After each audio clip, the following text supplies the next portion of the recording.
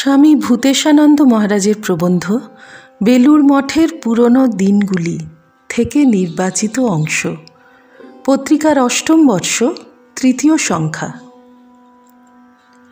আজকে আমরা যে বেলুড় মঠ দেখছি, ২০-এর দশকে সে মঠের চেহারা ছিল একেবারেই আলাদা।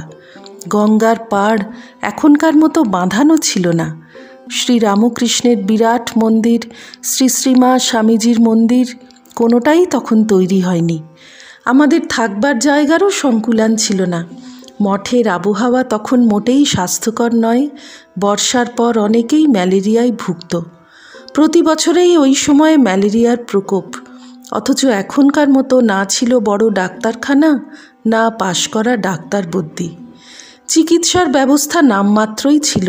কতগুলো বাঁধা ধরা ওষুধপত্র আর মিক্সচার থাকত। যারা ওষুধপত্র দিতেন তারা আদৌ ডাক্তারি বিদ্যা জানতেন বলেও মনে হয় না। এই ছিল তখন চিকিৎসার হাল। তারপর খাওয়া দাওয়া। প্রাতরাশ বলতে আমাদের প্রায় কিছুই জুটত না। প্রায় বলছি এই জন্য যে চা নামে যে জলীয় পদার্থটি দেওয়া হতো সেটি আমাদের মতো কম বয়সীদের নাগালের সম্পূর্ণ বাইরে। মুড়িও থাকত। তখন মঠে কেরোসিনের টিনে ১ টিন মুড়ি আসত, তার বেশি নয়। সুতরাং সেই থেকে আমাদের প্রত্যেকের জন্য বরাদ্দ ছিল সিগারেটের ছোট টিনের কৌটোর মাপে ১ টিন মুড়ি। একজন সাধু যিনি হিসেবপত্র রাখতেন ওই টিফিন ঘরের উল্টো দিকে বসে থাকতেন এবং মাঝে মাঝে জিজ্ঞাসা করতেন, ভাই ১ টিন মুড়ি পেয়েছ তো? ভর্তি মানে কিন্তু উপচে পড়া নয়। সকালের দিকে যাদের কাজকর্ম থাকতো তারা ঠিক সময়ে পৌঁছতে পারত না।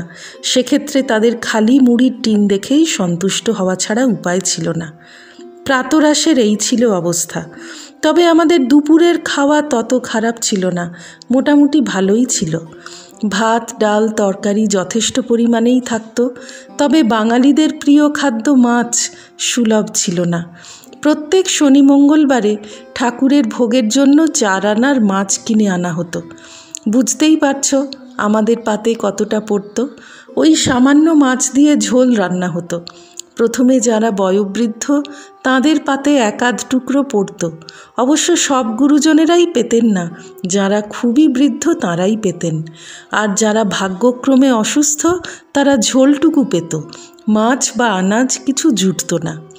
এই ছিল আমাদের ভালো খাওয়া। জ্বরজারি হলে আমাদের দুধ সাগু দেওয়া হতো।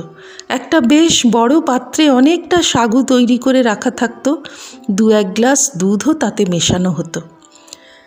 বিকেলবেলায় ওই সকালের মতনই চা নামক তরল পদার্থ, এবং সেই চাও অল্প কয়েকজনের কপালে জুটত।